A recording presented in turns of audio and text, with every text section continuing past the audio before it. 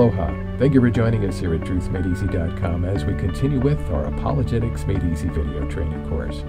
In this segment, Someone, No One, we will learn the identity of the beginner of the universe. Ooh, sounds like a trailer for a mystery movie, doesn't it? Who is the beginner? We're presently studying point 1 from our 5-point hand illustration, proving that God exists. As we'll see in this video, proving God's existence is tied in part with the design of the universe and the Big Bang fireball explosion that we talked about in our last video. In that video, we saw that there are 5 lines of evidence that Norm Geisler and Frank Turek provide for us in the book, I Don't Have Enough Faith to Be an Atheist, that point to the beginning of the universe. Those lines of evidence can be remembered by the acronym SURGE, S-U-R-G-E. The S stands for the second law of thermodynamics, U for the universe expanding, R for radiation afterglow, G for galaxy seeds, and lastly E for Einstein's theory of general relativity. Tying together what we have learned with the Big Bang evidence, together with the cosmological argument, we have come to the conclusion that the universe had a beginning. And if it had a beginning, it had to have a beginner. Which leads us to the million-dollar question. Who or what is this beginner of the universe? Well, let's go back and revisit an earlier set of slides on the subject of the universe and the surfboard for clues about this beginner's identity. You'll recall that with the surfboard, we wanted to determine if it was eternal or if it had a beginning. We determined that it couldn't be eternal because if it was, it would be what? Dust or vaporized by now. But it's not. Since it's not eternal, the surfboard had to have a beginning at some point in the past. If it had a beginning, something must have caused it to begin. It had to have a beginner. Same with the universe. Either it's eternal or it had a beginning. Well, we've determined from the Big Bang surge evidence that the universe couldn't be eternal because if it was eternal, one line of evidence, the second law of thermodynamics, tells us that it would have run out of energy by now. And like a flashlight, its batteries would have run out by now, and the sun and stars would all be dark. But they're not. The lights are still on, so we concluded that the universe couldn't be eternal. It had to have a beginning. And if the universe had a beginning, something must have caused it to begin. It had to have a beginner. So we ask ourselves, who or what was the cause? Who or what was the beginner? Either someone caused the universe or no one caused the universe. Which view do you think is more reasonable? Which requires more faith to believe?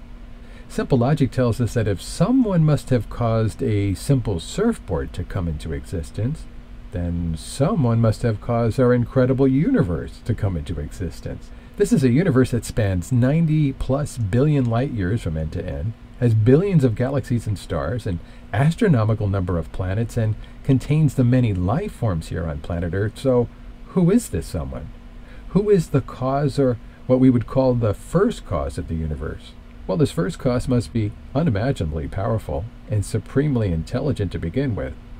What are some of its other qualities? Well, from the Big Bang, we know that the first cause beginner is a supernatural being. How do we know that? Well, this here is what we would call the natural world. Since the first cause beginner that caused the natural world to come into existence was outside or beyond the natural world, it had to be a supernatural being. You know, we can discover some other important characteristics of this first cause beginner from the Big Bang event by looking to this box. As you recall, we let this box represent our universe and the natural world. And contained within this box, within the universe, is time, matter, and space, together with the galaxies, planets, stars, and living things, or what we would call, again, our natural world. And as illustrated here, the first cause beginner is outside or beyond the box, beyond the universe. This illustration tells us a lot about the characteristics of this beginner. Since this first cause beginner created time, matter, and space, it must be outside time, matter, and space. Again, remember, before the Big Bang, there was no what? No time. There was no matter, and there was no space. And since this first cause beginner created time, it must be timeless. And since this first cause created matter, it must be immaterial or invisible.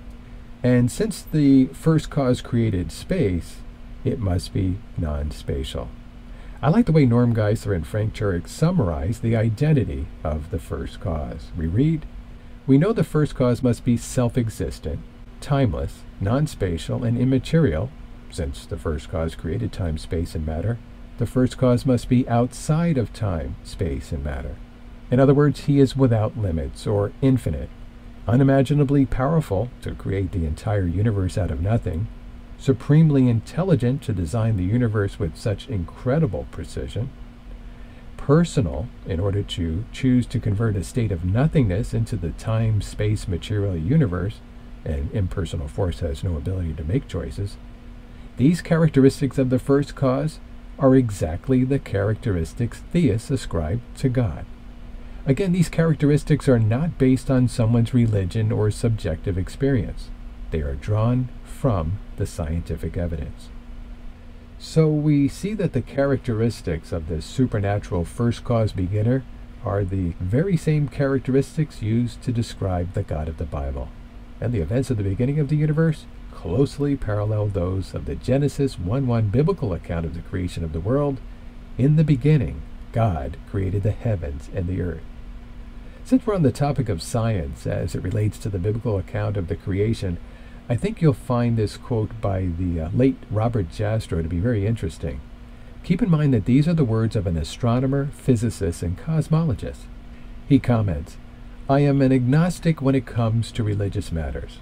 Now we see how the astronomical evidence leads to a biblical view of the origin of the world. The details differ, but the essential elements in the astronomical and biblical accounts of Genesis are the same.